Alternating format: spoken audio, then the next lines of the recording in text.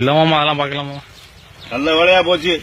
Namitha சமைக்குது, Julie idli அவிக்குது, கஞ்சா கருப்பு கருவாடு குழம்பு வைக்கிறாரு, அவரு பேர் என்ன வையாபுரி அப்படியே வஞ்சர மீன் வைக்கிறாரு, அப்படி போட்டுக்கிட்டு இருக்காங்க. நீங்க என்ன ஒண்ணுமே கண்டுக்காம இருக்கியா?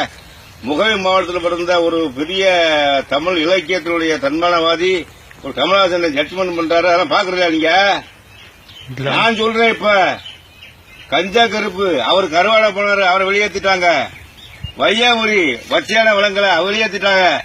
இருக்கிற ஊரா அம்புடு சிம்ம குட்டியா இருக்கு. என்னடான்னு கேட்டாங்க, தமிழை தன்மானத்தில் விவசாயி பாதிக்கப்பட்டு இருக்கேன்.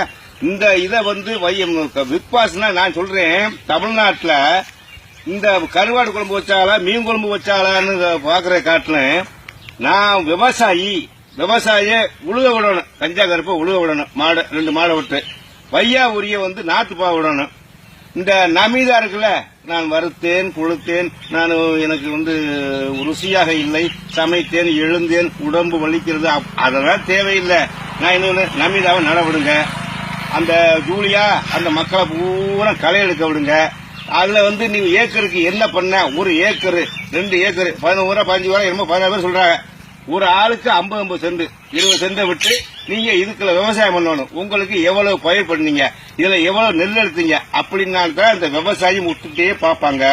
அப்ப இந்த நெல் எடுத்துட்டாங்கல்ல, அந்த நெல்லை பார்த்த உடனே ஆகா விவசாயி பூரா ஒத்து பார்ப்பாங்க, மக்கள் பூரா ஒத்து பார்ப்பாங்க, நல்லா உழைக்கிறாங்க, நல்லா விவசாயம் பண்றாங்க, நாட்டை பத்தி சிந்திக்கிறாங்க. கஞ்சா கருப்பு காசை பத்தி கலப்பல்ல. வையாவூர் கோழியா சம்பாதிச்சு நினைக்கல.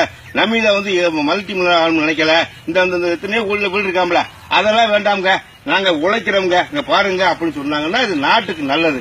இதை விட்டுப்பட்டு என்னமோ நான் அடிச்சேன் கிழிச்சேன் அப்படின்னு சொன்னா என்ன, தமிழ்நாட்டில் தமிழுங்க ஆளுந்துகிட்டே இருக்கேன், அதை பத்தி பார்க்க சொல்லுவீங்க நீங்க. இதுல வேணா ஒண்ணு முகவை மாற்றம் பண்ணுவார் கமலஹாசன், ஜட்ஜ்மெண்ட் நல்லா பண்ணுவார். தமிழ் அவருக்கு தெரியாத நமக்கு தெரிய போகுது. இருந்தாலும் உங்களுக்கு சொல்றேன் தம்பி, என்ன பண்றது, நம்ம உழப்பு நம்ம அம்படி வெட்டினா தான் வாக்கிய வெட்டினா தான் நமக்கு சரியா மோட்டர் ஓடிக்கிட்டு இருக்கு. கொஞ்சம் விளைவிக்க நான் வெட்டுறேன் தம்பி.